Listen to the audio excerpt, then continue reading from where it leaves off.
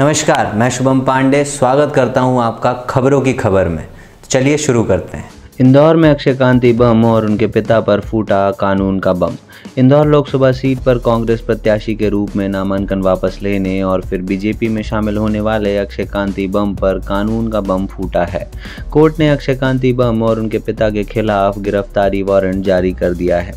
17 साल पुराने जमीन विवाद मामले में कोर्ट ने गिरफ्तारी वारंट जारी किए हैं। इस मामले में अक्षय कांति बम और उनके पिता कांति बम को कोर्ट में पेश होना था, लेकिन दोनों ही पेश नहीं हो सके, जिसकी वजह से कोर्ट ने 8 जुलाई तक दोनों को गिरफ्तार कर कोर्ट में पेश करने के आदेश दिए हैं।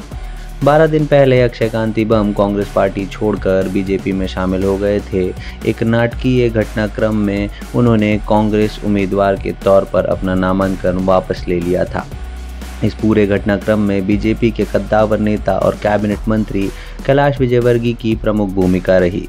उस वक्त कहा जा रहा था कि अक्षय कांति बम ने इसी कोर्ट केस के दबाव में आकर नामांकन वापस लेने और बीजेपी में शामिल होने का निर्णय लिया था। अक्षय कांति ने इस आरोप को खारिज किया था, लेकिन अब इसी कोर्ट केस में और उनके पिता के खिलाफ गिरफ्तारी वारंट जारी ही हो गया है। 2007 में यह जमीन विवाद सामने आया था। खजराना के यूनुस पटेल से अक्षय और कांति बम का जमीन विवाद हुआ था। उस दौरान काफ़ी बलवा पथराव सब हुआ था। इसी केस में पिछली पेशी में दोनों पिता पुत्र के खिलाफ धारा 307 बढ़ा दी गई थी।